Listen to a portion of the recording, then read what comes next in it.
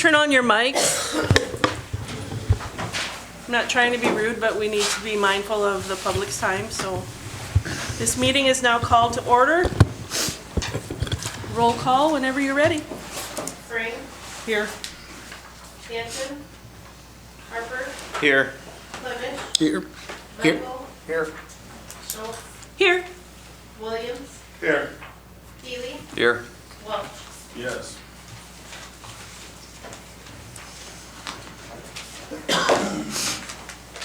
All right, first item on the agenda is to approve the meeting minutes from the last meeting.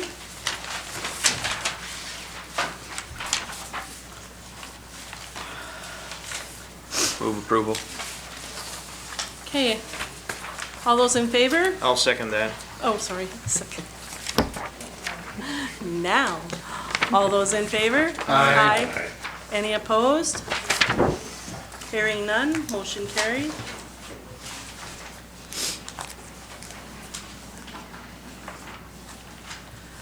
Are there any items to be added to the agenda other than the updated agenda that we received in the email?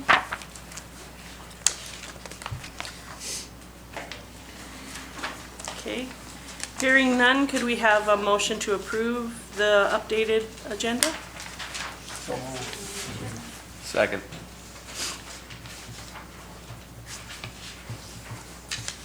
All those in favor? Aye. Any opposed? I think we should state what was Oh, sure, updated sure. so the audience knows. All right, at 7:35, 2 administrative items. It was Doug Zimmer, is it Zimmermer? How do you say it? Zimmerer. And a Pekosh. And there's some administrative items followed. And then 7:40 is going to be discussion of zoning ordinance changes.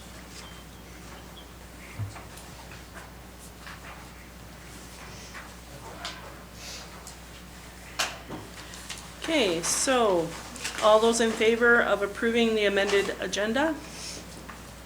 Aye. Aye. Any opposed? Okay, motion carried. Do we have any conflict of interest declarations on today's agenda? No. No. No? Okay, hearing none. The first item on the agenda is Doug Marquardt, rezone and conditional use. Applicant is requesting a rezone from rural transitional district to a commercial district and is also requesting a conditional use permit for a truck or equipment terminal. Said property is legally described as Lot 1 in the north 100 feet, Lot 2 and Joe Dean's addition, Section 24, T94 North, Range 56 West, hereinafter referred to as Utica North Township, County of Yankton, State of South Dakota. And then, if you could state your name for the record, please. Doug Marquardt. Thank you.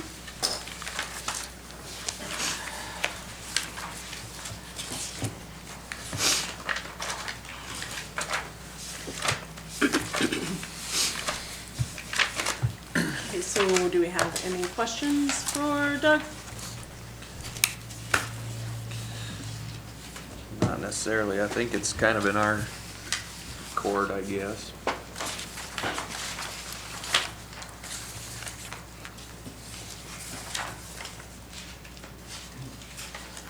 To your knowledge, I have a question. Are any of your immediate neighbors, like the gas station, interested in getting a rezone as well? That was one thing we discussed last month and you weren't here, so if we could just bounce that off you in case you know something. Yep, and I don't, we bounced that off of the fuel stop to the north and also the sale barn folks and got no feedback after Oh, I the 2 see. phone calls. Okay, all right, thank you. Ralph owns property to the north and he said he would be interested, if that was possible, but you can't leapfrog it. I don't think so. Okay.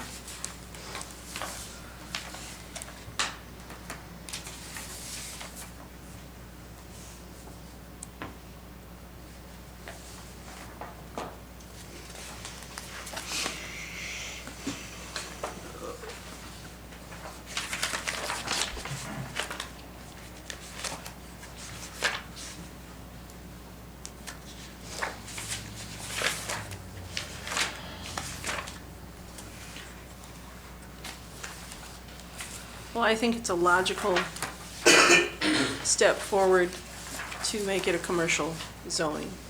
That's my opinion. It's being used as commercial property. It's been used for commercial property for some time.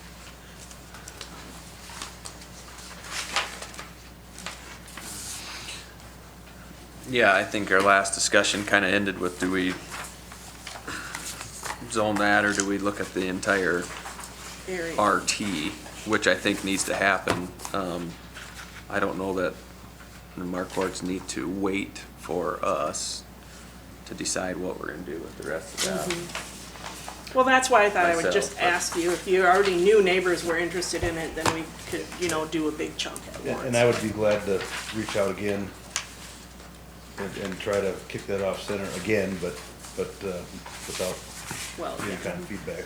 And that's not exactly your responsibility. I just thought since you were here and you No, may but it's the have right known, thing to do. so. So if we're gonna try to do a big chunk, then might as well try to get it done.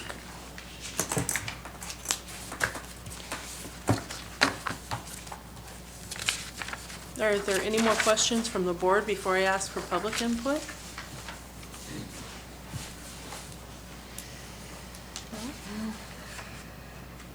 Okay. We discussed your case at length, but there were a few things that we wanted to ask you when you weren't here last time, and so, believe it or not, there was a lot of discussion on this topic. So, do you have any questions for us before I ask for the public? I really don't. All right, thank you. Is there anyone in the public that would like to speak on this issue? What we're discussing at this point is a rezone from rural transitional to a commercial district for the Marquardt trucking property. You can come up and state your name for the record.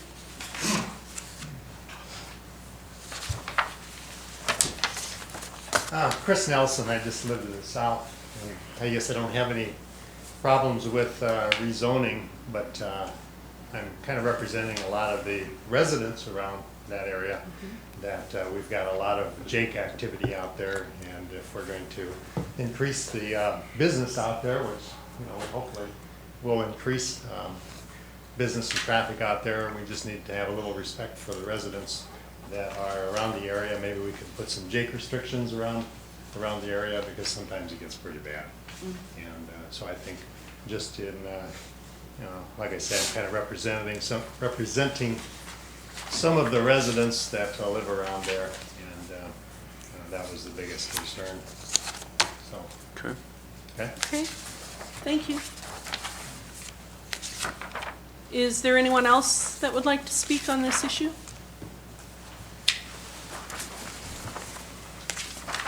Okay. Hearing none, the time for public discussion is now closed.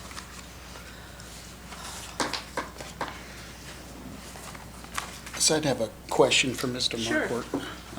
May I ask you a question, sir? For your lagoon, is that DENR permitted, or what's the story? It's just, is that just for your, the facility there? Is that for a truck wash too? What's the story with your lagoon system? The lagoon was, there's a file number 12194 up here at DNR, I guess. So is it does DENR inspect it, or is it built to DENR standards? It or- is built to DNR standards. Kim McLaury Engineering from Elk Point is the one that engineered it in 2012. If you look at the packet, that documentation of those site plans and things is in there, and then the DENR did confirm that they did a surface water approval for that lagoon expansion at that time in 2012. Is it permitted, do you know, and like I have an NPDES permit or anything like that? Are you aware?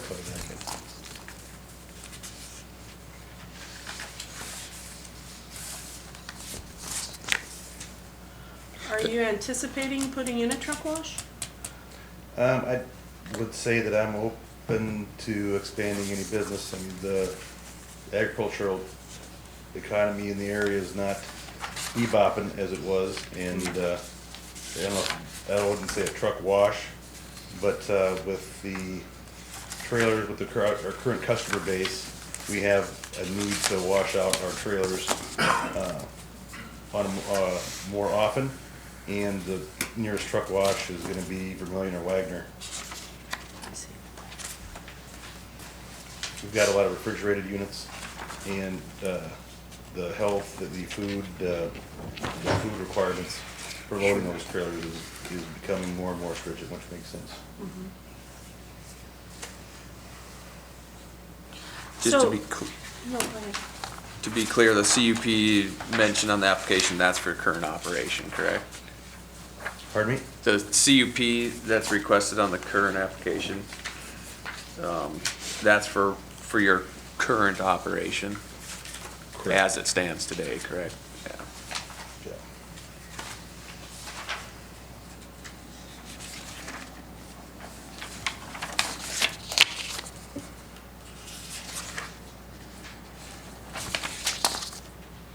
So is there certification that goes along with being a food grade washout, or, I was just kind of curious about that. No, the truck or trailer just has to pass inspection once it gets to wherever it's going to be loaded? Correct. That's how it usually works? Okay. Alrighty. Any other questions? Question for Gary. Timing of this, how do you see this? If we were to go forward with just this parcel or these two parcels, with the environment we're in, how do we see this happening? Well, I think that's the big discussion that needs to be had yet, but I don't think you want to wait on this one particular item. It's been months, I think, even before I started, so I would assume we'd want to move forward on this item and then have the discussion on where we want to go long-term with the RT. I mean, like Mr. Marquardt mentioned, are we going to try and tackle it and do bunches at a time? Is the county going to, basically take it and decide to change it all at one shot, notify all the neighbors, this is the plan, come up with a plan of which ones we should want to be commercials, which ones we want to be residential, and move forward on some of those things if that's the thought process. I mean, I can tell you just since I've been here that the RT causes major issues with everybody that's trying to do anything. We have a couple currently from California that wants to buy some land and put a residence on it, and they got to get a conditional use just to do that, and just the unknown of what people can do and cannot do, and you'll hear a couple other people coming in later tonight that just everything's being questioned right now, even as far as what can be done in these districts, and they're concerned about spending money and then going through the process and getting a denial, for some of these things, which I totally understand. I mean, if I was putting down $1,000 and for a plat and for a variance, I'd be concerned too, and I think you're going to find that more and more people are going to want to ask that question of the Planning Commission and the Board of Adjustment up front before they spend that kind of money. And so as we go through these issues and go through some of these ordinance amendments, we'll definitely want to keep all that in mind. Concerning our proposed changes or adoption of the ordinance that we're at, how would we run this change? You couldn't really run it in parallel. We would have to wait for that to come through and be adopted and then make the next change. Right, exactly. Okay. And so that would be the start of the process tonight that we're looking to do, And, but we gotta make sure it gets through the entire process before that can move forward, so. Thank you. Any other questions? Yeah, one concern I have is looking at these design specs of this lagoon. If you do like some sort of truck wash, I mean, this is only considering, 1,600 gallons a day.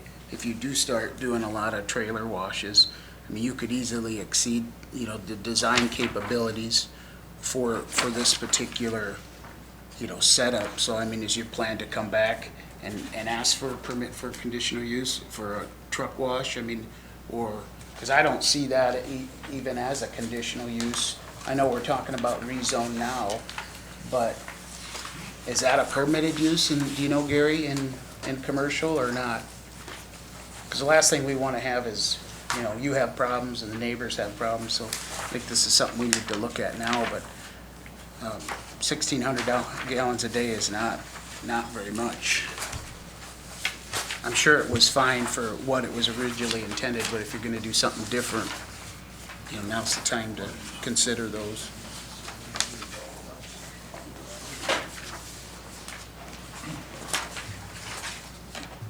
But I think if you were gonna come in for a truck wash, you would have to come in and reapply completely That's fine. for a CUP and the whole building permit and everything for that. Well, I don't see a CUP in sections, or in page 75 or It's not called out specifically. 25 or. In conditional use or anything for a truck wash, I think. Is So, what Dan is saying. and that's kind of what he had mentioned, that was part of the reason he'd like to do. And I don't know, you probably know more about this than I do, Zane, but for truck, 1,600 gallons a day, that's not very much, if you're washing a bunch of trailers. So I'm fine approving the rezone, but I think we should put some stipulation on that if there's a truck wash or something that he needs to come back to us. I would be fine with that. And a truck wash of over how many trucks? How many trailers, I should say. And it's I a don't- public truck wash versus my own equipment thing, right? Yeah, My own equipment. I think your own stuff, but if you're washing 50 trailers a day, to me, that's different. You got a lot of trucks, Doug, so I don't know, how many do you think you'd be washing a day of your own versus if you open the What setup? water source are you using? We have a well out there. Well, because I was gonna say, if you're BY, you're not gonna be using 1,600 gallons a day. And I don't know what the actual numbers are, but we're not a Blue Beacon. Sure. We've got, our biggest customer is ag related, and they're, it's biosecurity, animal, and Sure.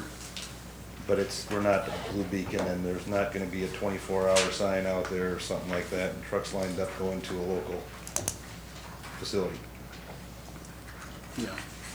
And I'd be glad if I reach X level on, and if I've got, there's been farmers in the past that have called and said, hey, can you wash out my trailer for whatever reason, whatever. But if there's a number or something that I need to wash, or 1,600 gallons a day, I've only got 25 people in the office, and there's not that much flushing going on. You're on a well though, so you don't have a monthly idea of how many Allowance, yeah. gallons, because you're on a well, I'm assuming, so. Correct. I'm sure I can get some numbers, though. Sure. My brother runs a truck wash in Sioux Falls, about how many gallons that takes per trailer. I don't think anybody here has a good idea what kind of gallonage we're talking about, so.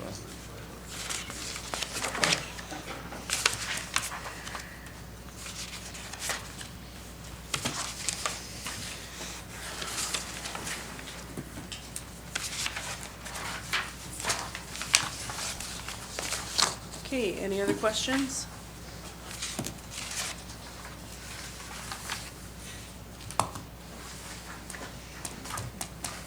One thing I think as a plan commission we look at is right now the conditional use is for a truck maintenance facility.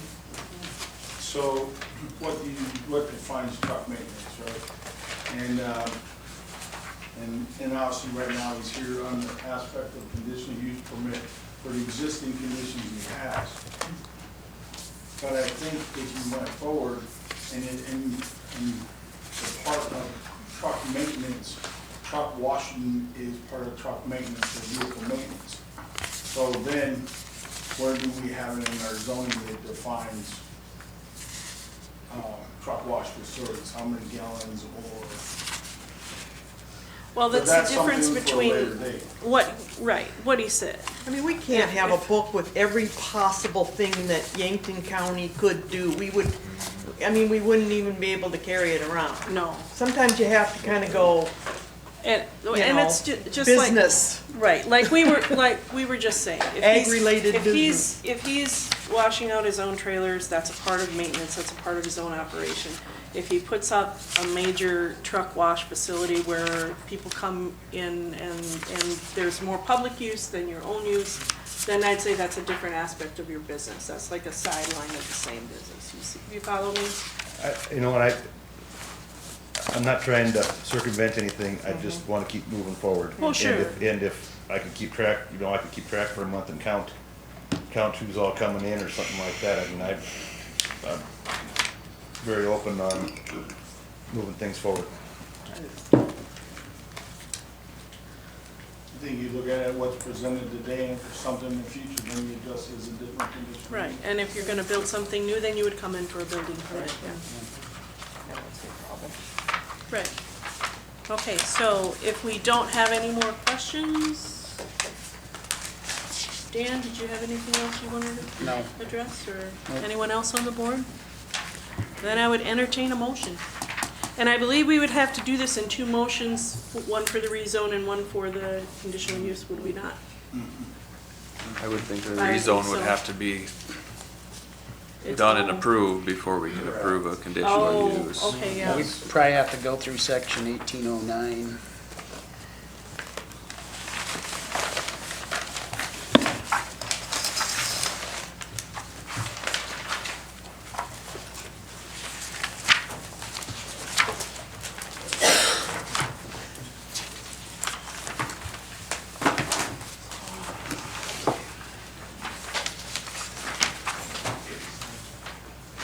Mr. Marquardt, per some of the neighbors' complaints, is there something that you could recommend that would alleviate? I know they don't like jake breaking. Is there something that you could, is there anything that you are able to do? Or I know it's mostly not your trucks, but your own individual drivers, you could maybe mention.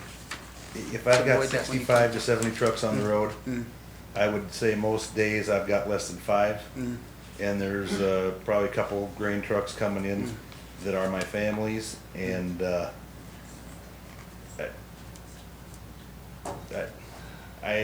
lot of them going in the truck stop. I see those guys, I hear those guys, or the livestock facility behind there. Sure. Common courtesy is certainly one thing, but I mean, I don't have as much traffic as the guy thinks coming out. Sure, okay. Usually we And- can work on those kind of things with the highway department and get some signage and stuff up if it's necessary. And we try to be a good neighbor, you always got some rebel guys that want to show you how big their truck is. And That'd be the state on that one. On 81.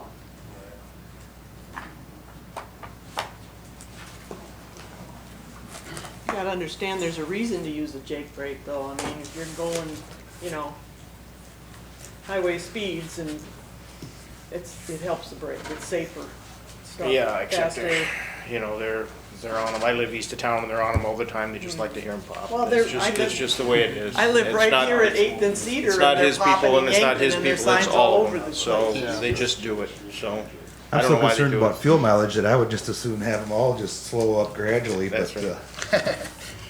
They just like to hear it. Hard to train. You can't. We got 2 of them. Well, I would say let's move forward through 1809 if Yeah. this is something we want to.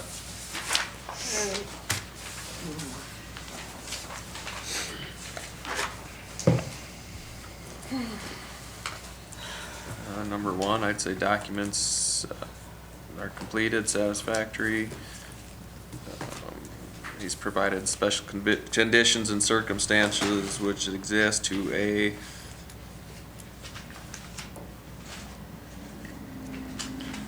2B, the conditions and circumstances are not the actions of the applicant or because of the actions of the applicant.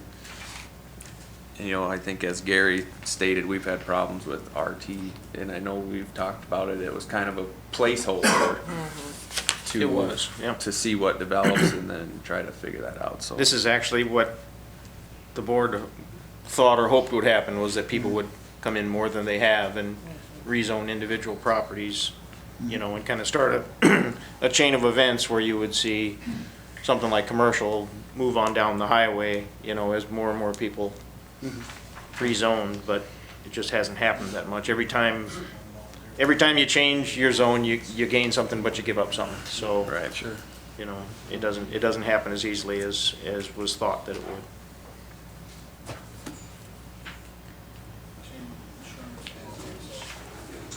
Okay, number 3 has been met. Notice of public hearing. Notice the public hearing is being held. Number 4 has been met. Number 5, the planning commission shall make findings. Findings will be made at the end of the proceeding. The reasons set forth in the application justify recommendation. It is Say more logical yes. to be zoned as commercial than rural transitional. The amendment or change will make it possible for reasonable use. It's more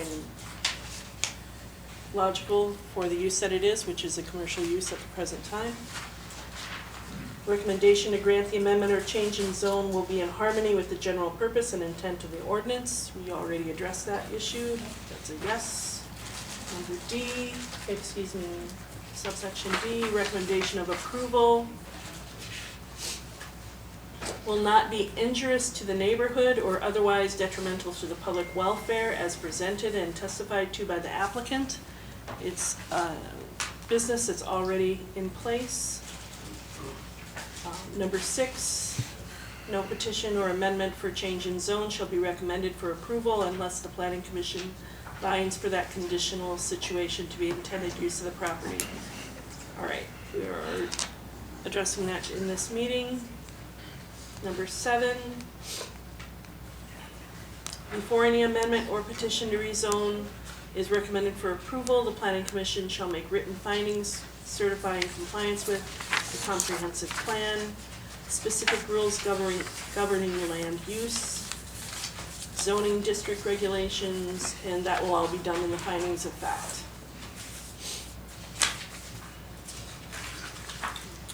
Should be doing the findings of fact now. My opinion.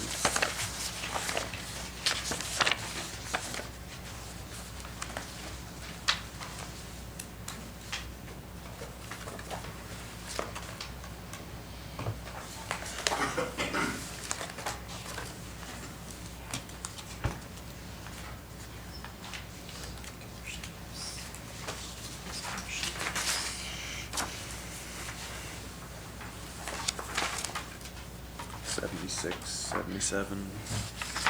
76, 77 is Oh, commercial commercial, use. yeah. Then we should probably cite which section and subsection that it says he could have a trucking operation. I think he even wrote that in his application, but we should make sure it's correct. So, you're right, we should be referencing that in this discussion.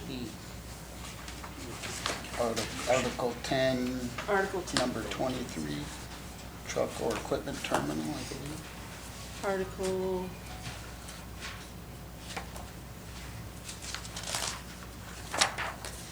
1007, number 23.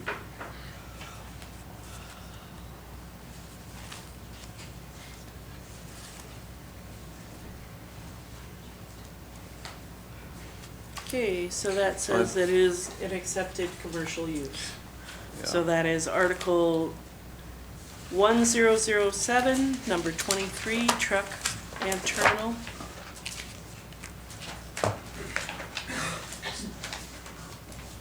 Truck or equipment terminals.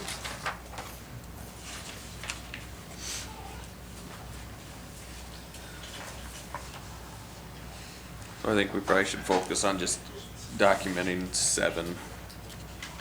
All of Yep. 7, I think we need Yep. to have written written findings.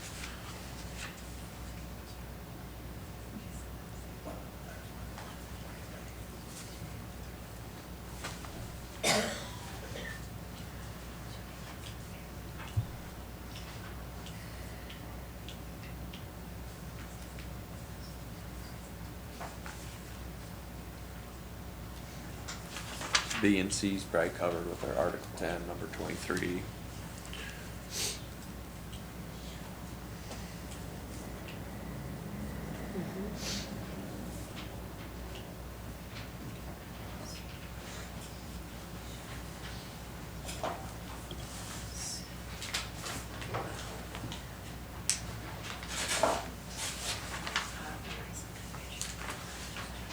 You know, one I would say is covered. I know there's concerns with the size of the lagoon and water usage, but for the business as it operates today, I think we're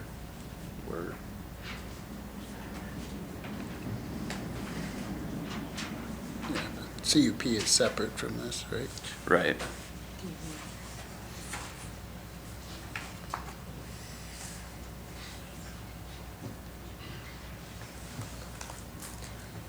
And the ingress and egress, that's regulated by the state, and if it wasn't sufficient, that would be. Yeah, we don't have much So say that's- in that. That's fine. So number 2 is fine. Number 3, off right-of-way parking and loading, clearly that's been covered by his business itself.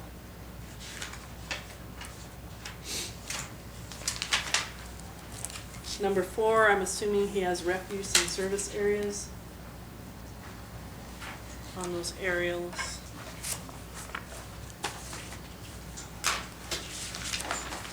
Yeah.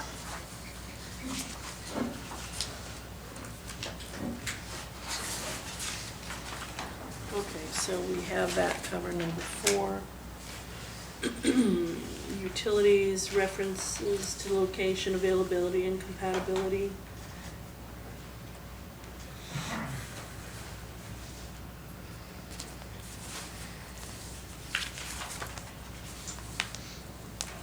You know, strictly regarding the rezone, I think. Yeah, I There- think those things had already been taken care of when the business was established.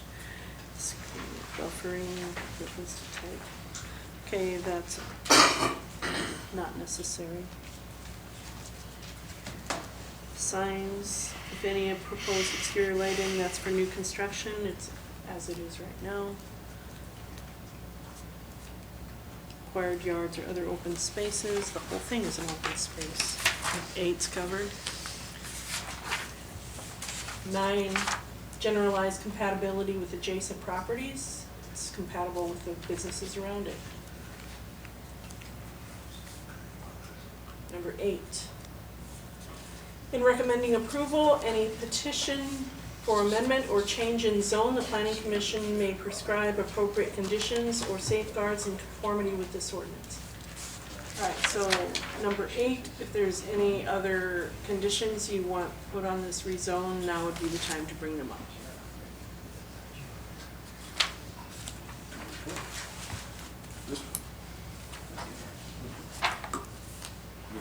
Or if we're fine with the way it is, then I would say that we've satisfied the requirements in going through section 1809. Would you agree? I believe so. Does that make sense to everybody? We go through a zoning change, and So then we're we'll just- have to review the CUP. Correct. The After CUP that. is gonna have to come after the zoning has already changed. If there is any intent to do anything about any kind of conditions towards the truck wash, that should go at the time of the conditional use permit, not at the time of the rezone. Right. The only thing that we do have to do is, somebody has to do written findings from the comprehensive plan on this. That's the one thing that is required of the planning commission that we actually have to do. And that doesn't get done tonight, it gets done by somebody before it goes, before this moves on. Right.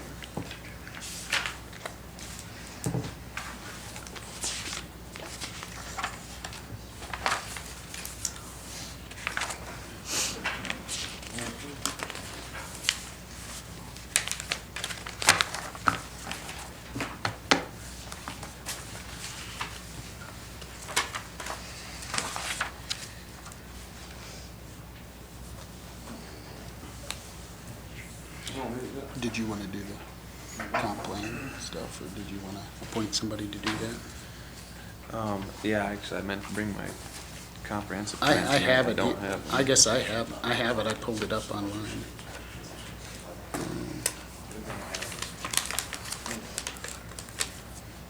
Well, I think the whole purpose of having a rural transitional district is to do what we're doing tonight, like we mentioned earlier.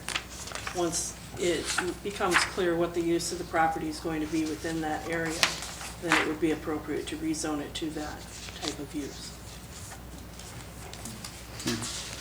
Well, the other side of that is like, here's where this is, Marquardt is at, and then the truck stop, then there's an empty lot, and then there's the, whatever oil company is, right?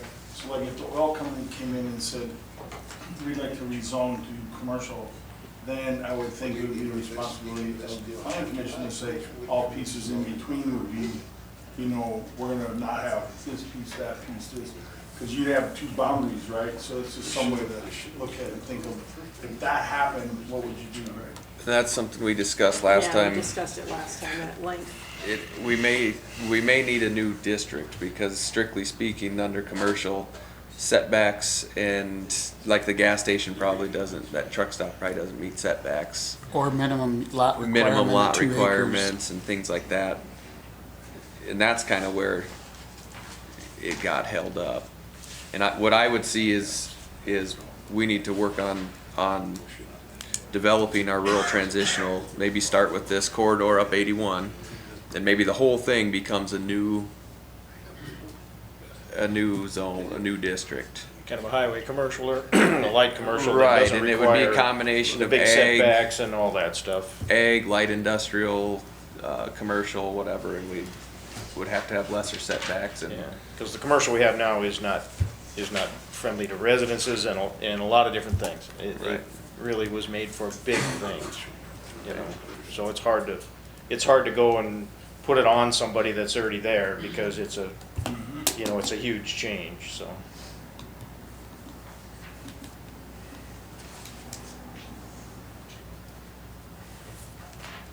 But this is the kind of business that commercial was meant for, you know, things that use large lots and big setbacks.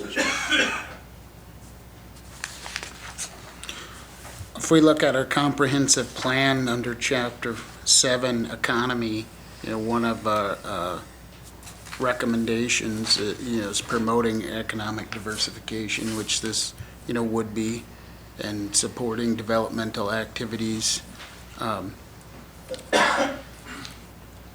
You know, I think that would be in line with Section 7 under Economy of our comprehensive plan. Sounds good. And, you know, specifically, number 2, encourage development of projects that take advantage of existing industrial and commercial areas and infrastructure. I mean, this is as far as where this is located, it's on a state highway. I mean, that's exactly where it should be. It's not on a county road. It's state infrastructure that's designed to take it. So I'd say in conformance with, in our comprehensive plan, Chapter 7, Economy in particular, policy recommendation number 2, to encourage development projects that take advantage of existing industrial and commercial areas and infrastructure. So that should be the requirement for 7A, I would think. Yep.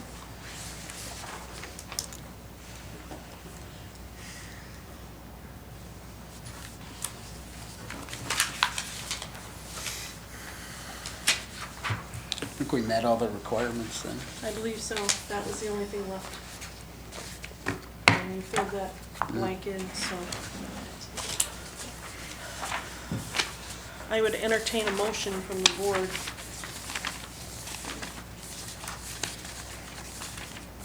On the rezone. We can't vote on the CUP until the rezone is complete.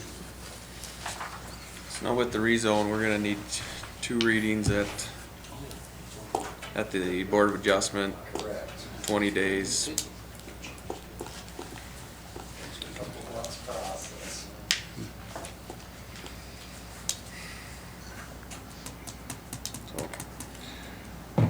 So I'd move recommendation to rezone the Marquardt properties to commercial as requested, based off the findings of fact. I'll second that. Okay, we have a motion and a second. Roll call vote whenever you're ready. Frank, Yes. Harper, Yes. Clemish, Yes. Michael, Yes. Schultz, Yes. Williams, Yes. Healy, Yes. Welch. Yes. Okay. Motion carried.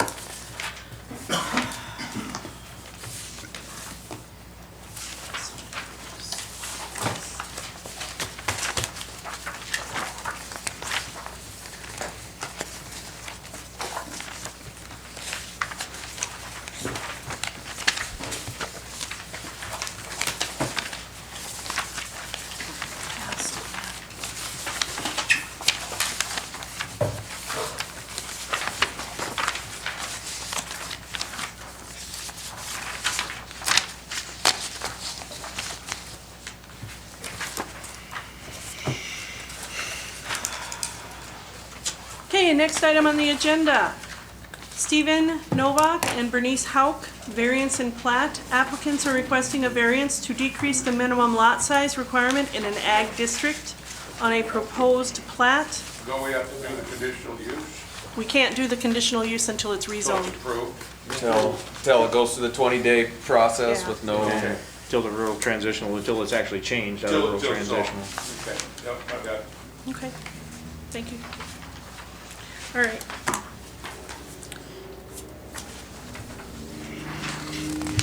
So applicant is requesting a variance to decrease the minimum lot size requirement in an ag district on a proposed plat from 20 acres to 18.529 acres for Lot 1 and 18.501 for Lot 2. Said property is legally described as the northeast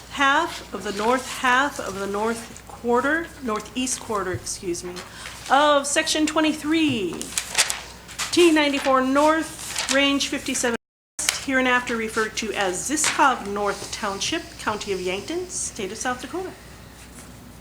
Is there someone here to speak on this issue? Hi. I'm Sheila Woodward. On behalf of Ms. Hauk, and actually Tom Reynolds represents Mr. Novak, and he's not here, not able to be here tonight, so I'm here on behalf of both applicants. Okay.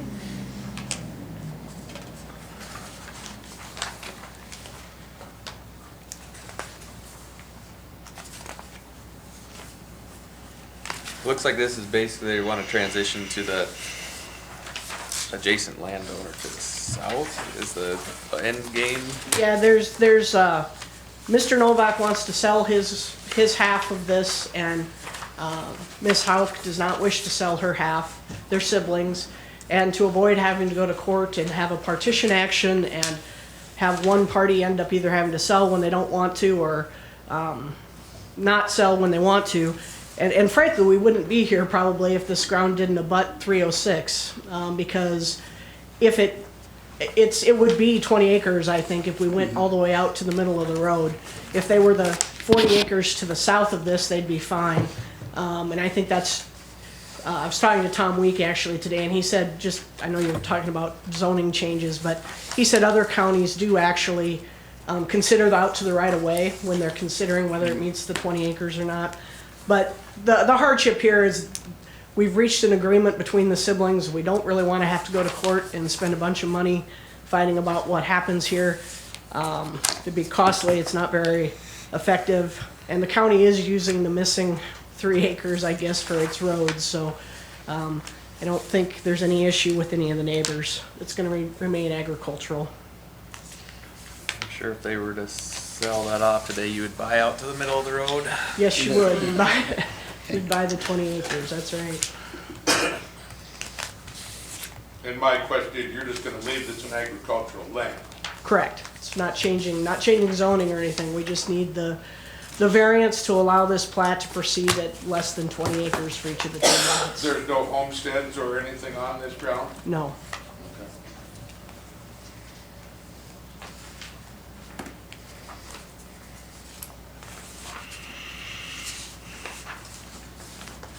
I think there will be there's a lot of this in the county where, because of the measurement to the pin in the center of the road, you know, we all have complained about we pay taxes to the middle of the road, even though we don't have access to it, but, you know, this is very obvious that the land that between the road ditch to the center of the road takes up what's being taken off of this for the 40-acre amount, and that is something in everybody's, the way the land was plotted or was surveyed to start with, that's all over the county. I think you have all these things that, depending upon where you measure from, where it comes to, and it's by no fault of the owner or the applicant at this time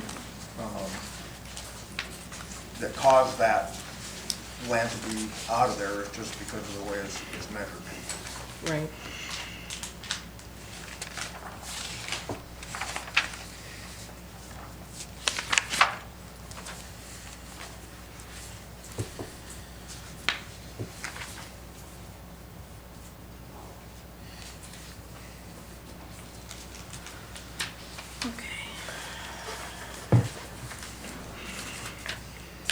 Well, if we just look through 1807 and the variances and what's required,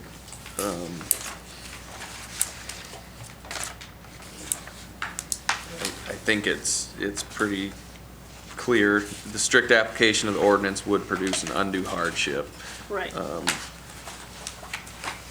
The hardship's not generally shared by properties in the same district or vicinity, and so, you know, anyone not abutting the road is not gonna have this.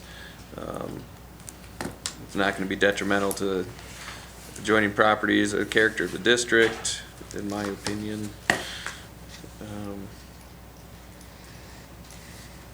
It's based on reasons of demonstrable and exceptional hardship. So Maybe get public comment first. Yep. yeah. Yep. Any other comments before I ask for public comment?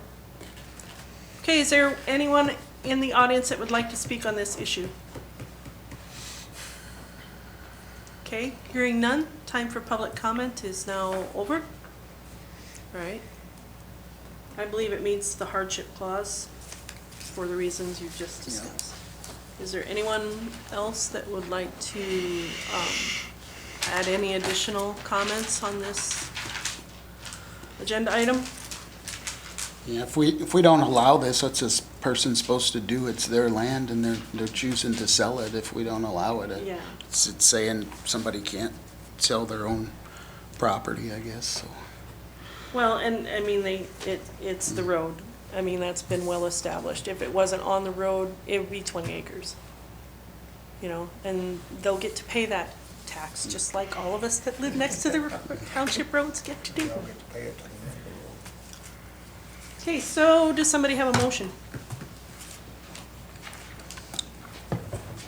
I'll make a motion to approve the variances on both of these, establish both of these lots. For the one lot at 18.529 acres and the other one at 18,501 for lot number 2. Due to the hardship and the fact of the measurement of the right of way off of the road takes about 1.5 acres basically away from the existing 40 acres that it would normally meet our requirements. And it's by no reason that the appellants did anything to it, that's just the way it was plotted. Right. Second. Okay, we have a motion and a second. Roll call vote when you're ready.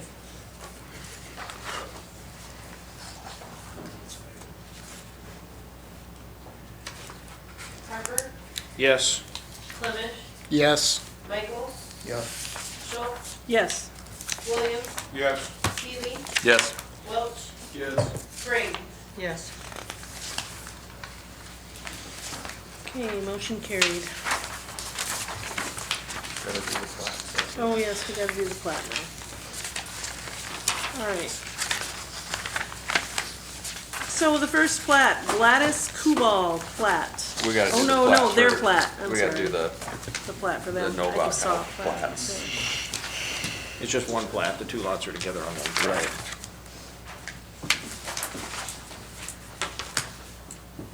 Do we have to ask for public comment on the plat? Probably not.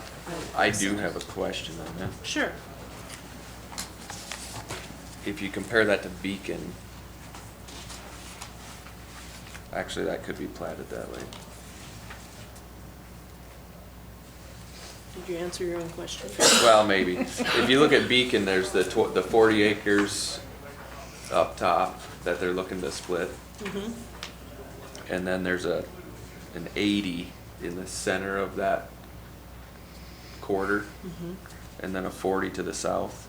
Mhm. And the plat has a 40, a 40, and a quarter, or an 80. Pardon, doing this, do you? Starting in the top, in the north of the east of that section, there's a 40 that we're looking to split. Mm-hmm. And then below that, in this plat, there's another 40 platted, and then there's a 80 platted to the south. If you look at Beacon, it's a 40, an 80, and then a 40. Depending on the situation, Beacon is not exactly the same as Survey. Right. that's- Beacon will have multiple parcels under one parcel number and show 240s and 80 that are under the same ownership. Oh, So, Well, that's why I said, well, that's, I probably answered my own question. Yeah. I was gonna There just may make be a- sure that this was correct. I there may guess. be a separate legal description for the 240s within the 80, and there may not, I don't know. Mhm. But Beacon itself is not the same Right. as, you know, this type of plat work, although these 80s are clearly, 40s are clearly not platted. But they'll have, even on smaller lots, you will see multiple lots together under one parcel number, Right. you know, so you can't use the Beacon, you know, when it comes to comparable to Survey, because it's not the same thing. Right. I caught my eye and I just wanted to make sure that this is what we're after, I Yeah. Well, guess. actually, generally you go by the survey certification, and if they have to do an affidavit, Right. after the fact or something like that comes up, then. I'd move approval of the plat as presented. Okay, we have a motion to approve the plat. Do we have a second? Second. Okay. Roll call vote, Lynn. I see what you're saying. Bush, Yes. Michael, Yes. Schultz, Yes. Williams, Yes. Healy, Yes. Yes. Welch, Frame, yes. Harper. Yes. All right. Now.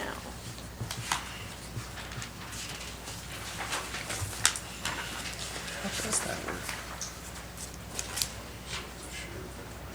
Gladys Kubal plat, the plat of tract, the see that? Kubal addition in the They're northeast separate quarter of section 9, T94 North, range 57 west of the 5th PM in Yankton County, South Dakota.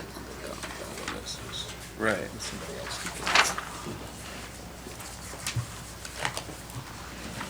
Is there somebody to speak on that plat? Or we're just, Do that, do we? What do we? do we even have I it? don't know, I don't have anything, do I? I think it is, it's just on the back On the of. backside of, Back got of something? on the backside of another one.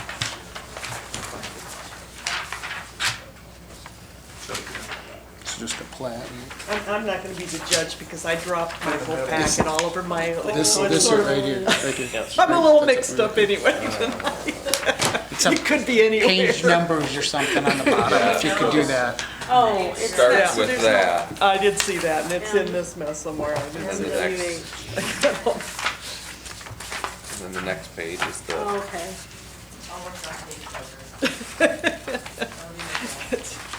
We're not usually gonna have all this that I drop, so.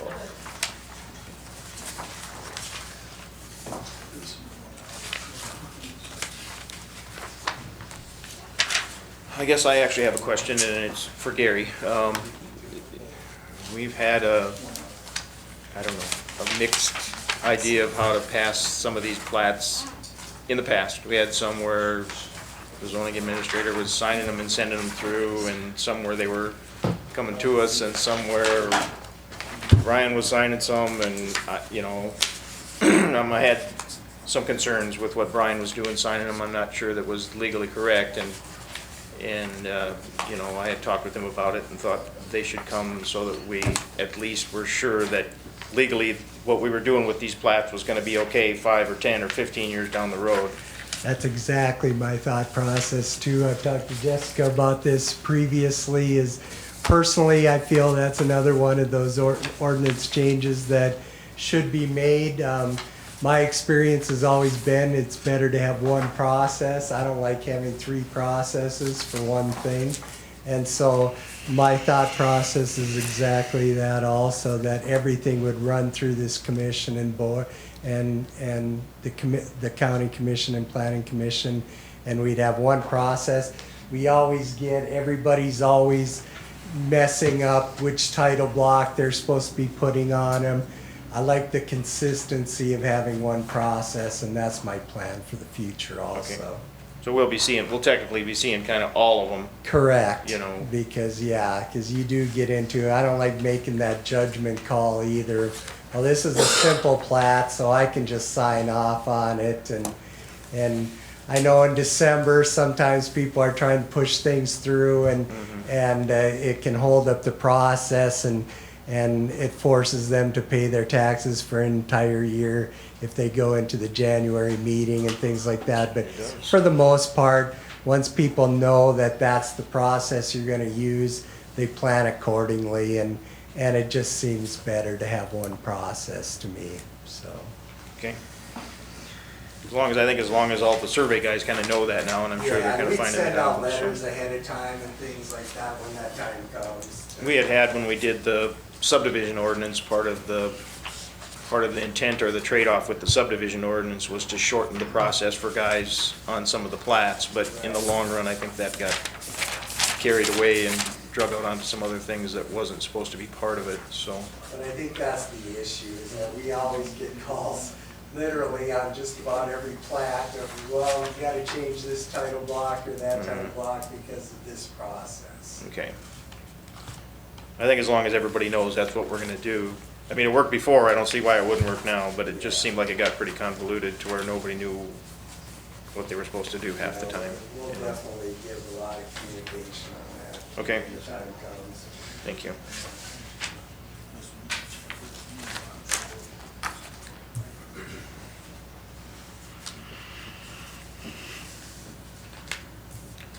Do you have any concerns about the Kubal plat?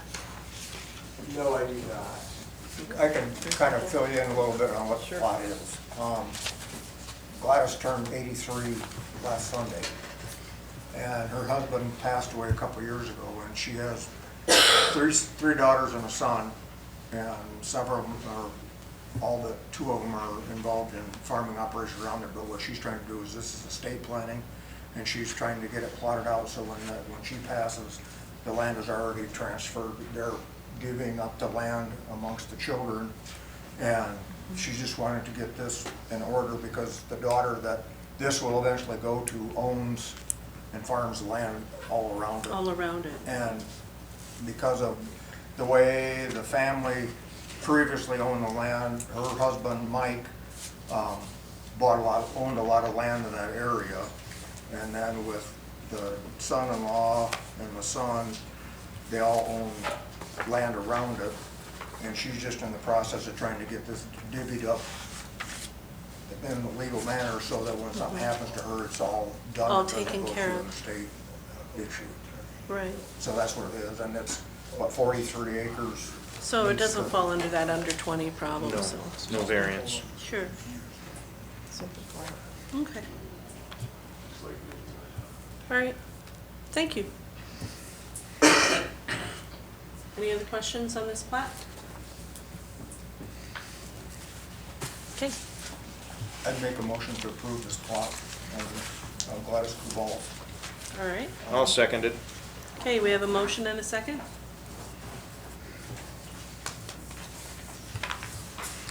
Roll call vote whenever you're ready. Yes. Schultz, Yes. Williams, Yes. Healy, Yes. Welch, Yes. Frank, Yes. Parker, Yes. Clemish. Yes. Okay, next item on the agenda, the Thomas Luther plat.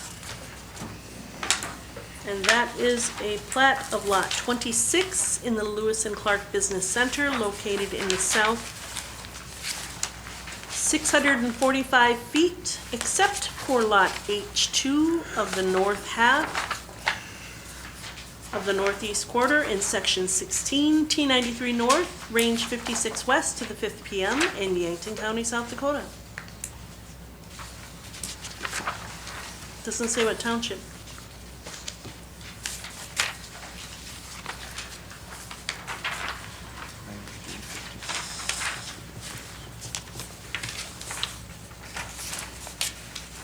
Utica South, I think probably. it's Utica South. Utica South. Utica South. This would be right along Highway 52.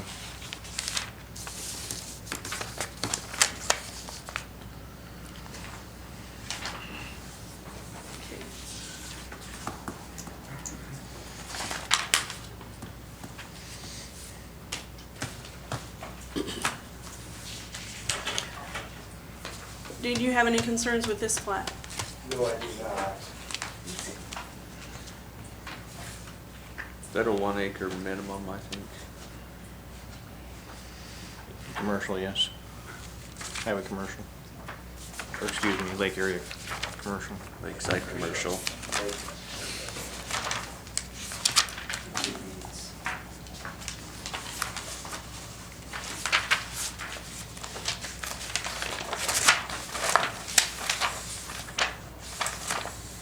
You have access. I'm guessing this plat has been laid out, since the late 90s, I'm gonna say. Tom Luther developed that property there. And kind of the way it works, if you don't know, if you haven't developed property, is you don't plat all the lots right away, or you have to pay taxes on them as a lot right away. So you lay out your lots, and then as you're going to do something with the Sell it or lots, whether you're gonna develop it. sell them or develop them, then you do your plats and pull them in. So, I'm guessing this lot has been sitting there for a while. It's just that now something's gonna happen with it, so it needs to be platted. Okay. Any other questions or concerns? Okay. I'm gonna make a motion to approve this plat, unless I have That's fine. another question. I was just gonna give you some more information for that. Oh, We'll take it. Sure. I was Information just is gonna good. say, he's right, it has been there for a while. It was just the leftover pieces and it was connected to that road, to the west. And so he's separating that lot from that road and made that road public. So that's all that is.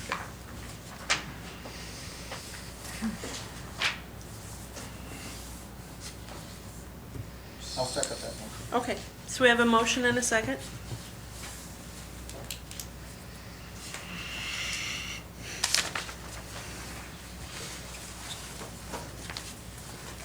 Roll call vote when you're ready. Schultz, Yes. Williams, Yes.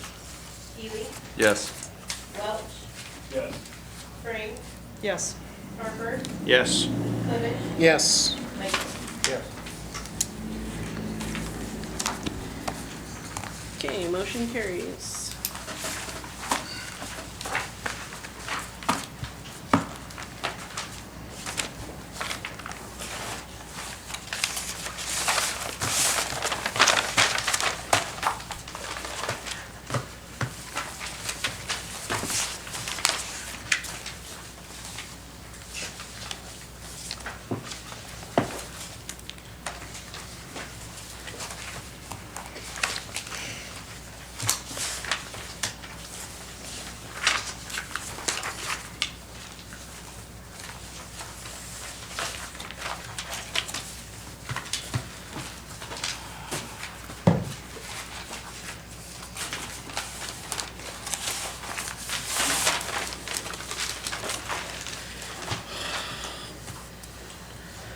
right, next item on the agenda, possible recommendation of the Yankton County zoning ordinance 2020 adoption as per ordinance. We better Yeah, there's been, well, When were The the amended- administrative items, when were they coming in? Oh, They were coming before that. okay, I'm sorry. I was looking at the latest one here. Administrative items, sorry.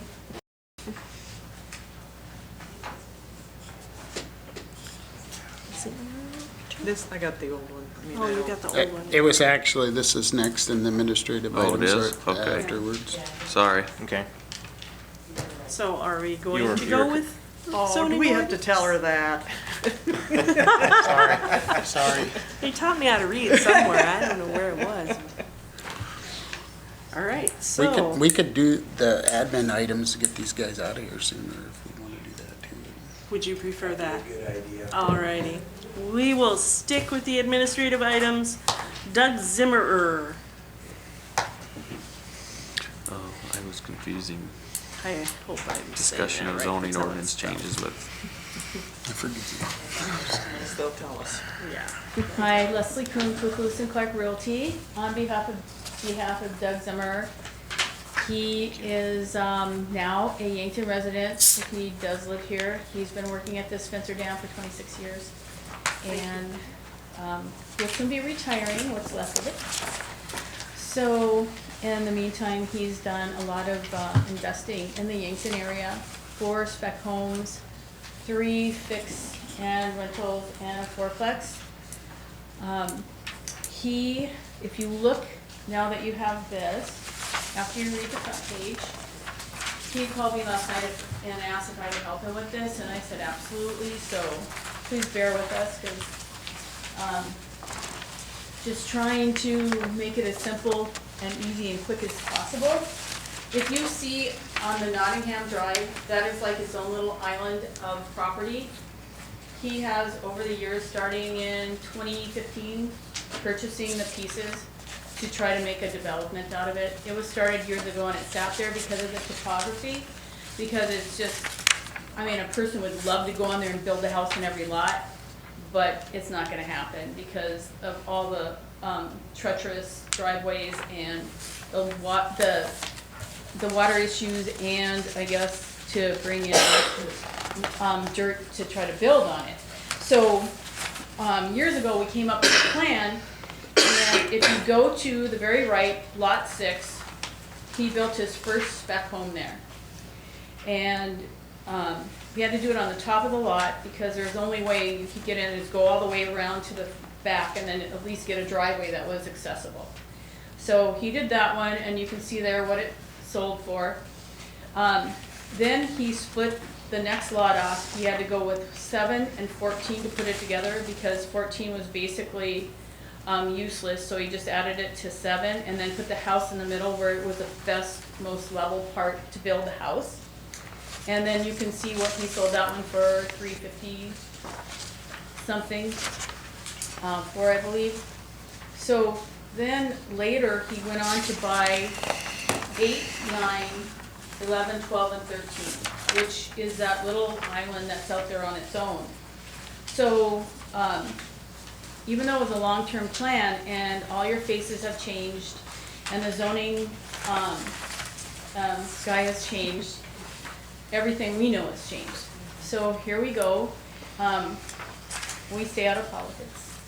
We're just going back to say what makes sense is for lot 8 to be with part of lot 9 and build a house there. And then 9 and 10 in the corner there, you can see part of the house we're trying to do.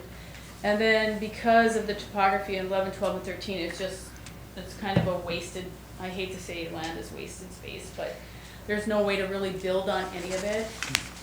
So he was going to try to put it between 12 and 13 right there, so you can at least access the property. And that would complete this development. So that is basically, however we should approach you and do this correctly, we would like to do that. And then this would be finished, and that would add 3 more houses, either 350 to 400,000, and open up some more lots, because we know we need lots in this area, and we need more lake houses. So that's basically it in a nutshell. So you're planning on replatting these lots together? Is that the plan? Didn't know if we needed a variance, you know, if that would be possible. Whatever you guys come up with as far as, you know, we're willing to just do the steps the right way, but, we didn't really have to do that the first time, so, didn't know about this time. The lots are already undersized to start with, and so this is actually an improvement by combining them and making them at least getting closer to what they're supposed to be per the ordinance. And so that's his goal, and that's one of the things that's probably helpful in this case, is that at least we're trying to upsize a little bit versus downsize for something that's already existing and already undersized. The home on 8 and then the 9 and 10, or all of them, I should say, with the topography and the terrain, can you meet the right-of-way setbacks? Do you know? Is that the proposal? Or are you just more looking at, Just do the you have to land. replat these and Well, they'd have to be made lots of record in order for them to get financing. I mean, you'd have to replat it, but we're trying to figure out the best way to replat it. Right. Is what I'm getting from you, right? Yes, exactly. And if it came in as a PUD, right, would this essentially be a PUD? Needs to be a minimum of 5 acres. I don't know how much all this would be okay. together. Yeah, it was 4 point something for the remaining lots that he But bought. if the whole thing was put in as a PUD, with the whole development, that would be 5 acres, not? Yes. If you included If you 14, included the rest of 7, and it. 6. Right.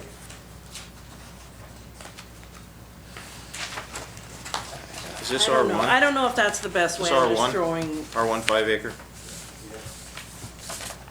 That's the only real problem, is that it's R1, but, you know, okay.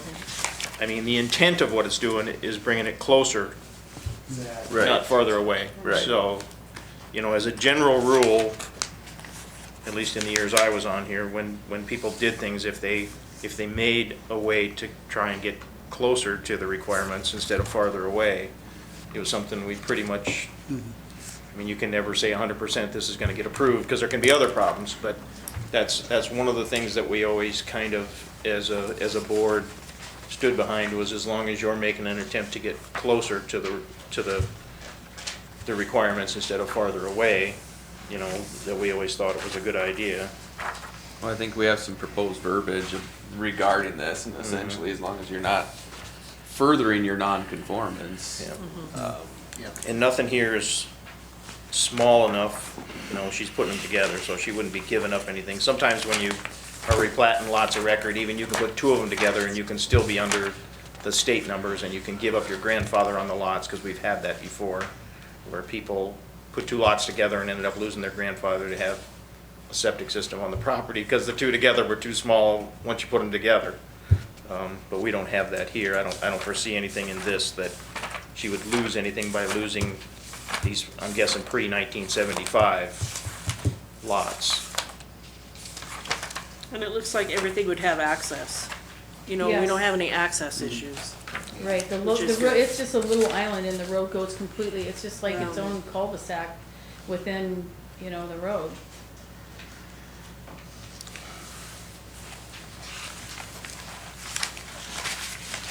Are you just looking for, We're just looking for What- some guidance, Yeah. Yeah. if they went through this process, that most people, that we looked at favorably, basically. yeah.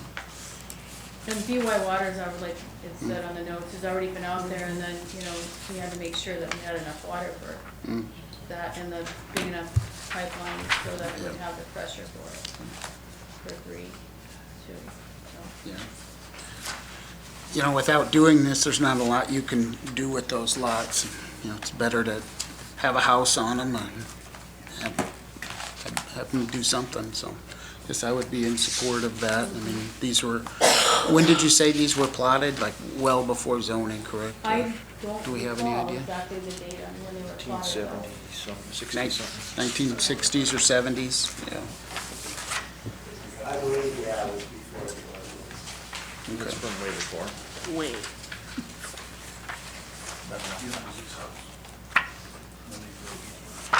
Do you have any idea how close these houses would be to the road? Well, we're gonna go with 35 feet, but it, you know, if we have to do a little bit further, you know, we always go with the setback because let's face it, the closer you are, the less concrete to the drive. You save money there, but, sometimes the you think you can- topography kind of dictates if you have to go a little, you have to get up there and then curve it around to get it a flat area. I just didn't want them to end up right on the road or, Oh, no, Depending, no. it's- We're gonna it's try back. to go up and capture the view, at least on 8 and 9 and 10, there's a view. On 11, 12, and 13, you're not gonna get any view because it's on the downside of the hill. There might be a little, it drops, those two lots drop off the backside. I mean, if there would be a possibility of. So if you put it between the 12 and 13, you might hit a little bit of a peak and then try to go with that. Gary, what's your opinion on this? I mean, Well, like I said, I think it's actually bettering the area, and it's still, at least it still allows some use of the property, so I think it makes sense at this point with the lots that are available there. the took up, perfect. Okay. if you drive out there and look at it, which I haven't done, but could there possibly be an issue with neighbors by doing this? I mean, view and access and road and snow, and I'm just trying to see what kind of hurdles they may face. Well, I'm sure, when the time comes that it's platted, that people will come in if they feel there's a concern, but personally, I think it'd be okay at this point.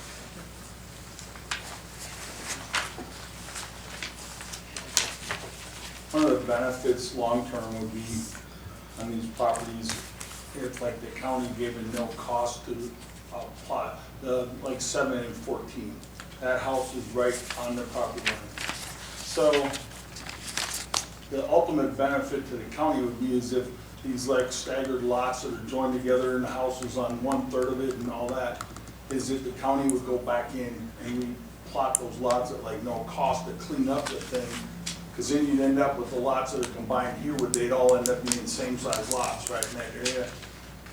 Instead of, here's 2 lots, and the house was 4 feet on this side of the lot, and whatever it is, 55 feet on the other side. I don't know if you could do that. But that would ultimately clean up. I don't think you can be asking the county to pay for somebody else's plating. Plus, you're telling people what to do with their land, and they can ask us if it's okay, but we can't tell them what to do with it. Yeah, I don't think the county has That's like extra money saying, to spare to okay, do we're that. gonna give you two more feet here, and we're gonna take 3 feet from that guy.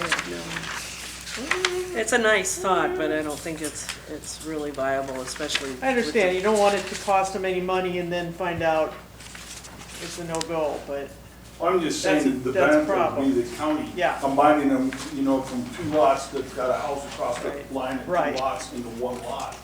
It would benefit us. yeah. Those things would just have to be varianced, and with that one, the house is there prior to someone buying that lot, so they're not encroaching on a neighbor. Whoever buys that house is gonna say, oh, he's on my property line, so it's already, Grandfather. it's already Yeah. solved. Right. It's not like you wanna build there and someone already lives there. What they're asking you to do though is combine lots. You're not asking to build houses over lot lines. You're saying, we'd like to combine lots and a lot with a part of a lot. They want Right. to clean up those Replat, lines. so. Right. I guess we were talking about 7 and 14, it's already built. It's already built. Yeah, and remember, Beacon again is not to survey grade or anything. Right. Sometimes those lines are a little bit off one way Sure. or the other. Would actually be a lot better to do the replot, because, as far as neighbors complaining about whatever's out there or gonna be built there, right now it's already plotted to where they could technically build on the lots that are there, so they should be fully aware of the fact that that can be done right now. We're trying to make This this. is actually more better for them. They'll have aesthetically more pleasing and space make it work out between. better, but it's gonna be Yeah. less houses. More Exactly, space but see, between. that's why I was trying to figure out if we'd have to give variances for setbacks, because if you have to give variance, now you have to have the public come in, you know. If it's just a building permit after it's platted, yeah, sure, it's not a, But I think basically what you're after is just if there's a possibility to, if we can replot these lots back to There'd be this a variance size, for get away plat from either way. this. The variance stuff would come later when they went to ask and get a building permit. I'm in support of that. I would just think as long as you're moving towards compliance, as long as everything's getting closer to compliance, you know, we should view that as a plus. You know, anytime anything gets closer to complying with the ordinance, you know, we should be willing to accept that.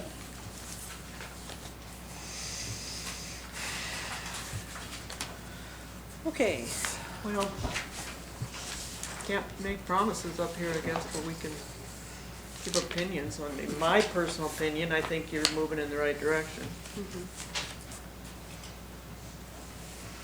I would say it makes It makes common some sense, common sense would say Makes that sense. that's the right direction to go. Okay, and Pecos. Any other questions? Any other questions? I'm sorry. From, From these guys, any other questions?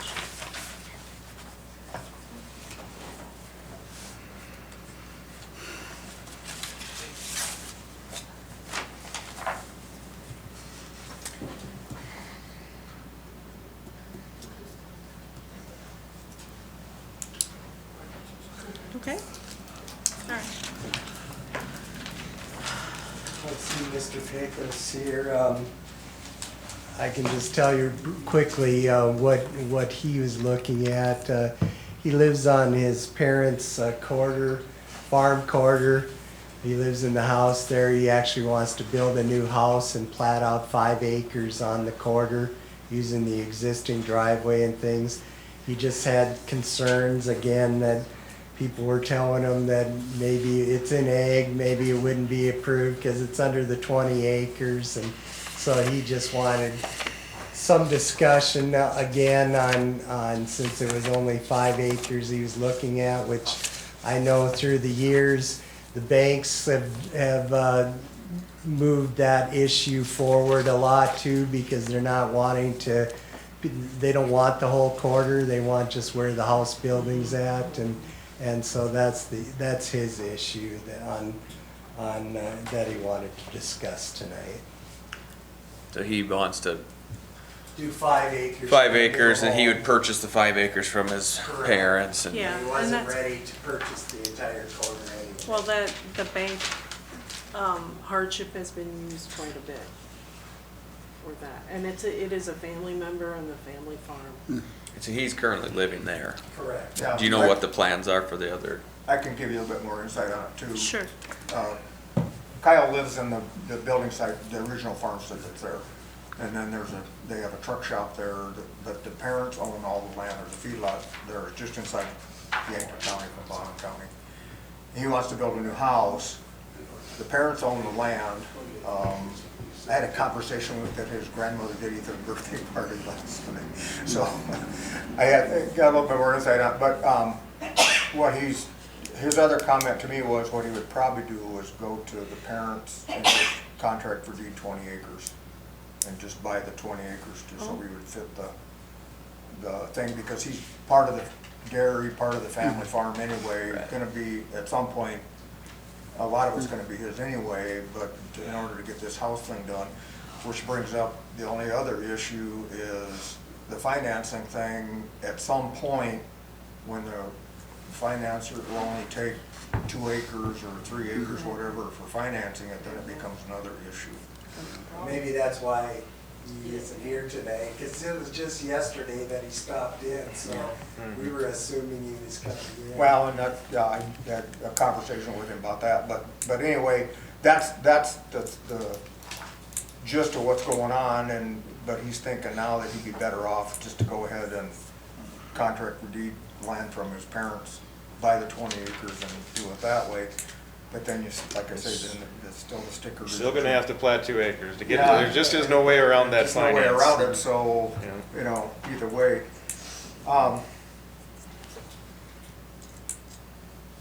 I'm not sure, and it's happened before, and I'm not sure what the legal ramifications, but back when we were on the board a long time ago, a gentleman came in and asked for a variance or whatever to sell off of an existing farmstead to somebody that wanted to buy it. It was like 14 acres. And I know the place, it was a farmstead, they had buildings and stuff, but it all been kind of taken down. We approved it. The gentleman went and sold just part of the farmstead to the guy that wanted to buy it. And did some type of a quick claim deed or something to the rest of the property and redeveloped another piece on that and sold that property as a separate piece off of something that was already included in the farmstead exemption. And I'm wondering how that plays out. I think you wonder if it went through bank financing, or if they just paid it, or how they transfer it. Well, the gentleman that bought the building site did not want to couldn't afford to buy the whole thing. But we still approved it as the variance as a farmstead. It was less than 20 acres, so we approved that with the thought that that's what he was selling. Didn't know afterwards he quit claim deed part of it off and sold that separately to somebody else. Part of that variance on the homestead exemption. But wouldn't you have had to replot it? And that's where, if you have a 14-acre thing as a variance, you're gonna sell part of it, then you're replotting part of that, and then you'd need a variance for that too. You know, So- but it never came back in. Well, but I mean, that's the, He might have gotten by with just a legal description. yeah, Meets and bounds description, they don't generally take those here. Anything under 20 acres is supposed to be platted. But So that was, it's not like, we had a guy that did a whole development out by the lake, and a former planning commission member that didn't want to have to come into the planning commission, and he did all his lots by meets and bounds, so he didn't have to come into the planning commission. Things But like that'll. I'm not sure how we, happen. we have to look, I guess, as we're moving forward on changes and things in the ordinance. We have to look at how we're gonna address some of this stuff, because it's, the 2-acre thing off of the 20-acre thing in order to finance to build a house is a really a sticker for a lot of. I think we have to maybe is. start looking It's at deed awful. restrictions on those or something. or just a smaller number, like Turner County and Bonhomme County, and every county around us has the 2.5-acre rule. If that's what the banks are requiring, it's 2.5 acres, no bigger, it can go bigger if they can afford it, but smaller, then that takes that all out. If they're gonna do a variance for that, then it's separate pieces, it's not 20 acres and then subdivided. I think the cleanest thing for everybody, to tell you the truth. Well, let's get back to what we were doing. Okay.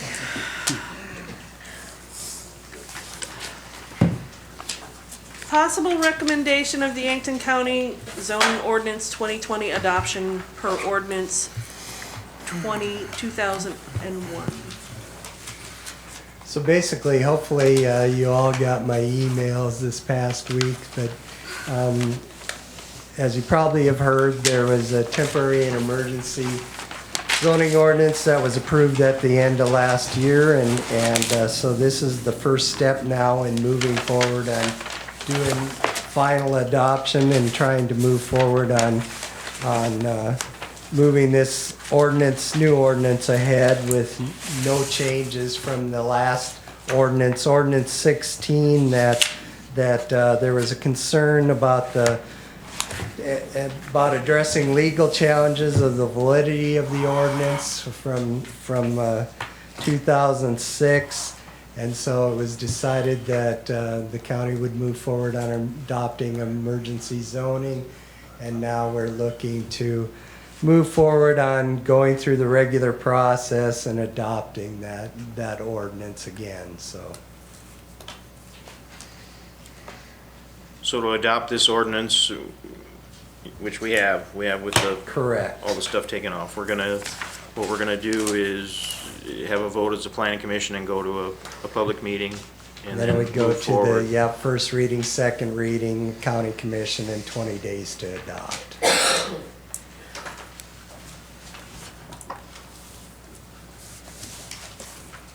And then at that point, the emergency ordinance, which is what this technically is, becomes the permanent ordinance. Correct.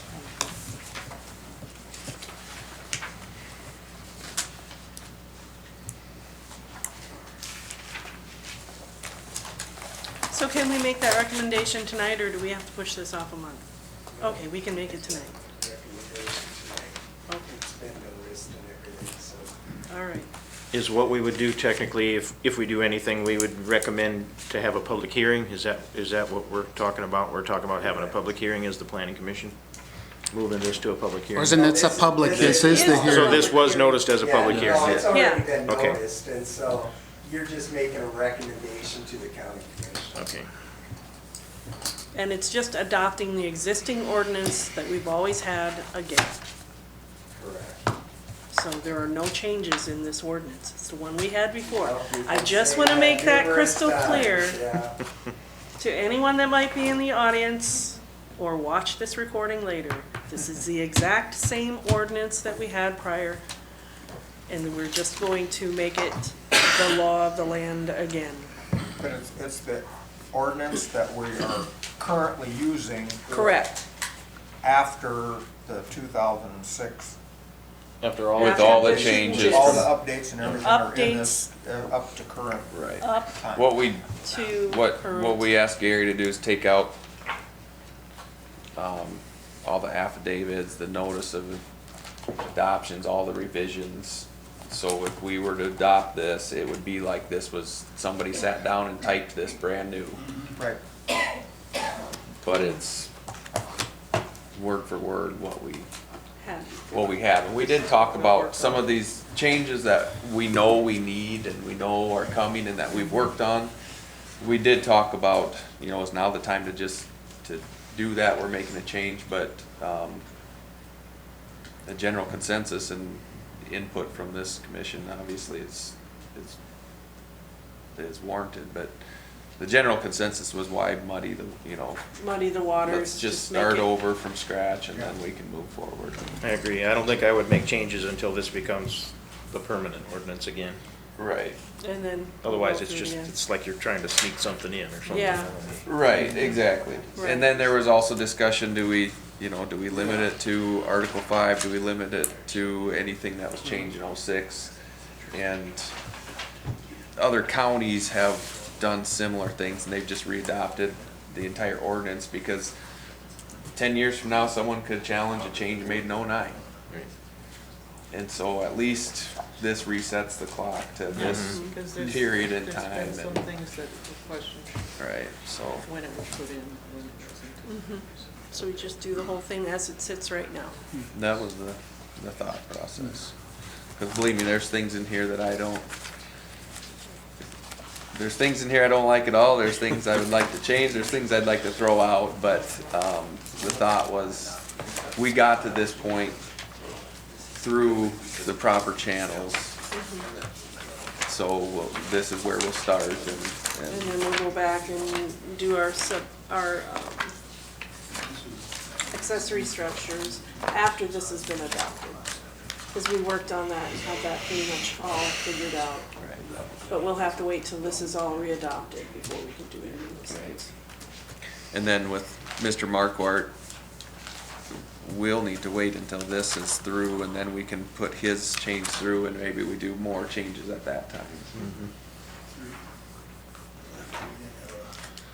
Okay, that being said, is there any people in the audience that would like to speak about this proposed readoption of the existing ordinance?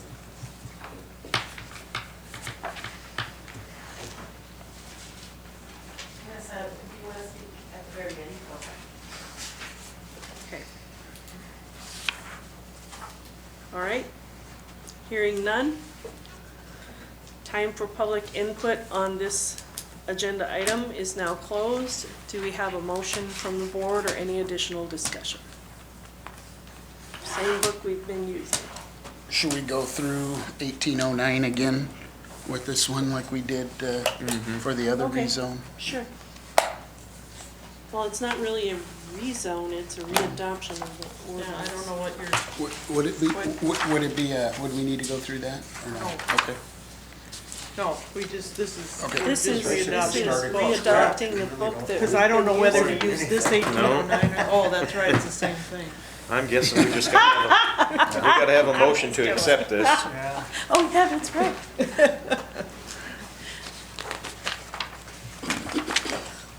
Any other questions? I'm gonna try and formulate a motion. Okay. I'm gonna make a motion to recommend acceptance of the temporary emergency ordinance in its entirety as the permanent Yankton County zoning ordinance.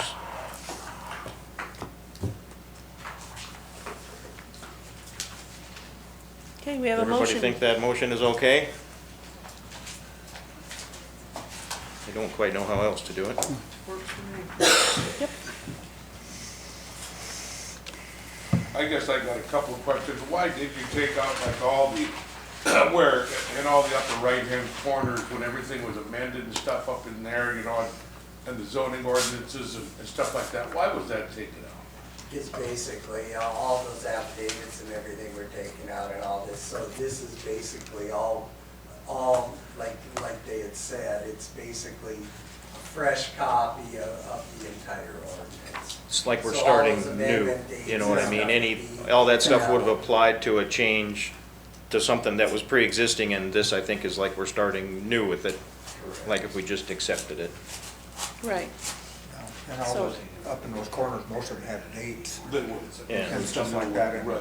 now we're Nothing. starting yeah, nothing This could is it. predate now. So any revision going forward would be, A revision to Then it would this. show- and hopefully we'll do it consistently, because it was done Right. different ways. And it was done different ways, that's it. We, like you said before, consistency is the key, figuring out a system and sticking to it throughout the years.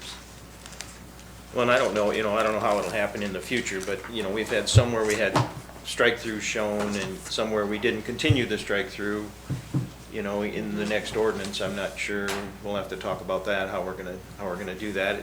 It seems to me it's nice to show the strike-through when you make the changes, but, afterwards, I don't know how long you can continue to show all the struck-through stuff without making your ordinance a mess. Yeah. I like to see it when it In the would be plan. When the change- republished. When the change is first made. Right, and then when it'd be republished, I just like to see a notation in like the right-hand column, Rev A, Rev B, or the date, or, whatever. So you know which paragraph was changed at least. Right. But that's kinda, And it Up states to- that in the notice and everything too, so. So I applaud what was done. It's what we talked about, right? Clean up, that you could actually find stuff and what page and everything was. And I have to ask the question because obviously I was down at the Mexico border. I never understood how something that was adopted in 2006 was an emergency 14 years later. So that was my only question about this, was how did it become an emergency if it had been there for 14 years? If the barn has been burning for 4 days, you don't have to run lights and sirens to the fire anymore, right? So I no, but guess if your barn's been standing for 14 years and someone throws a match to it, now you have an emergency. it's different. I guess I got lost and maybe, and it might be, I'm not trying to start a war, but I've had innumerable people ask me, and I said, I don't know the answer. Like, how did something that was there for 14 years become an emergency? And, the public perception, like when I worked in nuclear weapons, public perception, that's what actually happened, right? So I'm trying to, I think this is absolutely what we had to do. We talked about it, and then we never could get it, like, how do we get the pages all retyped or whatever? So as this goes forward, if you could just reiterate, like, how you guys had the 2-day emergency, right? When it goes through it's gonna go to the county commission and all that. So just to calm the storms, right? How did something that was 14 years old become an emergency? And I didn't, you know, and obviously I wasn't here, so I'm not trying to stir up something, but that was a question that's been asked to me innumerable times. I think I'll speak to it. You know, and I think there's a difference between what you know and what those guys know, and I know some of it.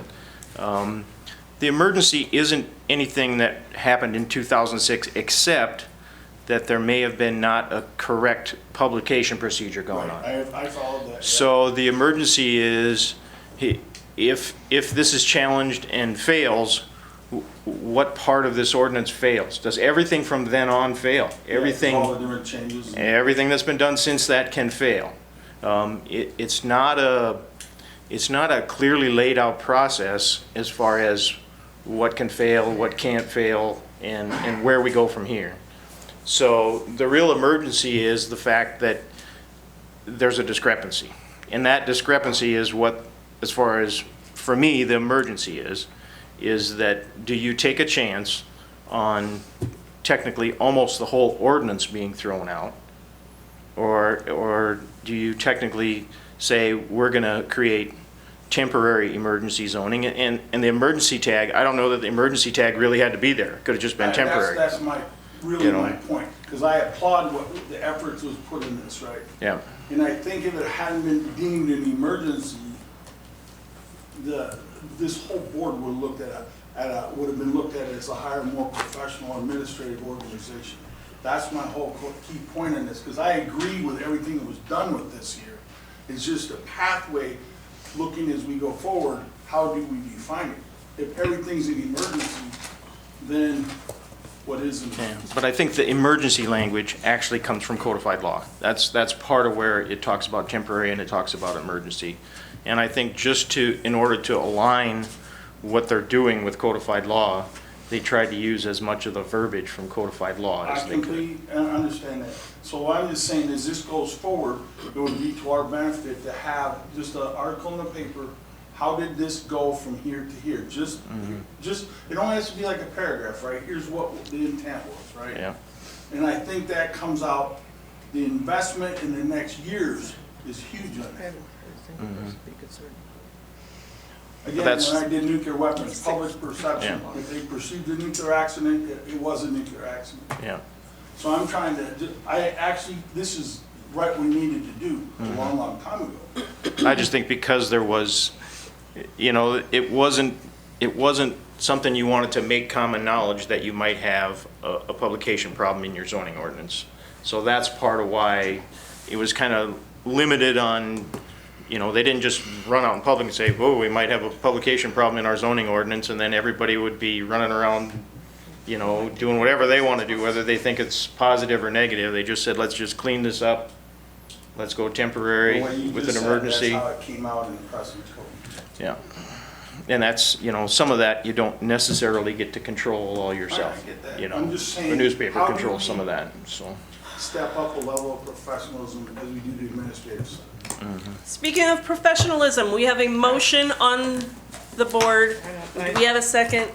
We need a vote, unless there's any other. Who was the motion? concerns. John was the motion. Who was the John second? gave the motion. Do we have a second? I'll second. All right, we have a motion and a second.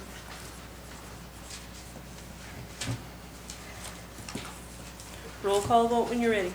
Williams, Yes. Healy, Yes. Welch, No. Frank, Yes. Harper, Yes.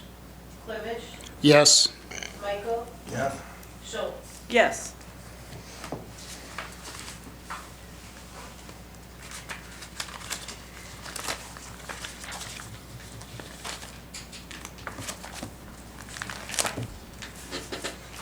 Okay, motion carried.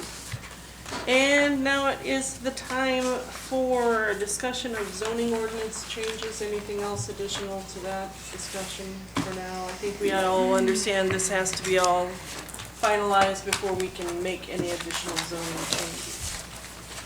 Is that just We with just regard have to? that on the agenda every. Every time, Okay, yeah. all right, I was I'd assumed that's what it was. Yeah, so. Just no, making we sure have to here. wait until after. Okay, and so I- now, Sorry, on that, I would say that we don't stop thinking about changes and what we wanna do. No. We certainly wanna hit the ground running Sure. when this is done. I did take a part of the ordinance that we talked about changing section 2 and section 16, I think it was, and gave Gary the copy of the changes that we had agreed upon so that he could review them. I mean, I realize we're not doing them now, but he's had them and he's had time to look at them, so. And we've reviewed Article 25 several times. It's a beast. So the company that does our consulting today,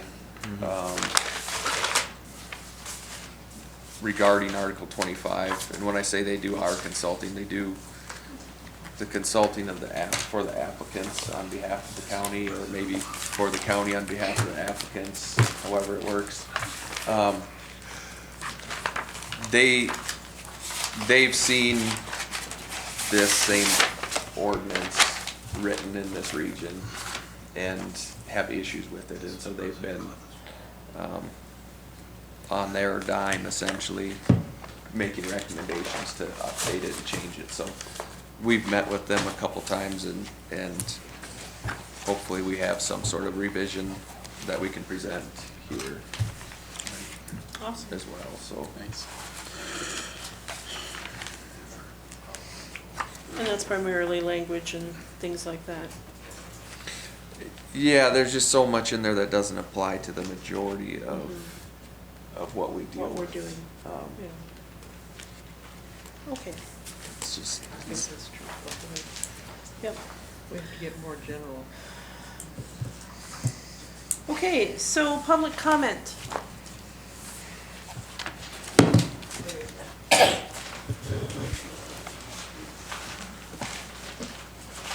Thank you. Thank you.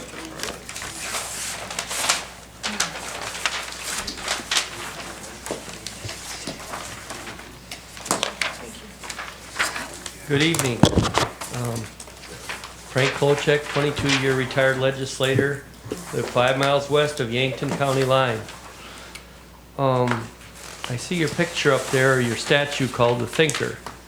And I just want to compliment each and every one of you in your deliberations. You've been very thoughtful tonight, and it seems like throughout your zoning meetings and thinking the issues through, as well as your secretary and director. You're doing a fantastic job. Your thoughtful concern for the long-term best interest, the health and safety, and the common sense, economic development, and positive solutions to difficult challenges you face in Yankton County. And I commend you for that. Prevention. You have a handout in front of you about an ongoing virus that was found and in the swine industry, and they're saying it's mutating so, well, it really explains it. You go to the back page, it gives an excellent example as well. And that's just one thing that's happening in our industry today. And it's happening, seems like weekly, I get different types of those kinds of things for health and safety issues. I would encourage this body to have the Yankton chapter of the Sierra Club give a presentation on their efforts to take water samples in Yankton County. This has been a very similar and effective tool that happened on the Big Sioux River over the last, I believe, 10 years, which led to the reduction of both sourced and non-point source pollution on the river. It has been a very successful program on the Sioux River. But I would ask that you consider that in your deliberations to have them give a presentation. Also, in Bonham County right now, we're having a tremendous problem. We're having application of manure on top of the snow. You know that runs off and it runs into our streams, into our rivers, and into our lakes, and it's been a huge issue this winter. We've had miles and miles of county roads destroyed this fall and winter by liquid manure tankers. And the manure was spilled on county roads because they didn't even keep the lid shut. Again, some real huge issues faced in Bonham County. Thank you again for your time, and good luck in your decisions and deliberations in 2020. I am one neighbor who has faith in your decision-making progress. Thank you very much. Thank you. Thank you, Frank. Okay, anyone else on the list? No? All right.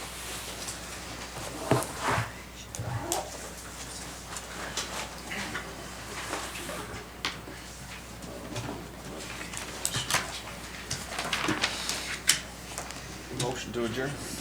We have a motion to I'd like to adjourn? make one comment before we adjourn, if I could, just for a second. Okay. And it's directed to Gary and Jessica there. When you send out these packets, can you do a page break between one applicant and the next, so that it's not one on the back and on the front of the other? Because you get really confused sometimes. I'm looking at doing page numbers too. I'll try to, we'll try to. Yeah, It's hard to keep track of it, especially if you want to single it out and trying to find the page. Trying to conserve. I know, I like to save paper, but I agree, know, it it was a does little get kinda confusing. hard. saving I don't it know that if much. I don't know if we could learn or not. Bonfire in my place, clean the paper. Okay, we had a motion to adjourn and a second. All those in favor? Aye. Oh, I thought he was gonna second. He said something else. Somebody else second it. Second. Second it. I Sorry. had 3 I stacks of thought he paper. was gonna second.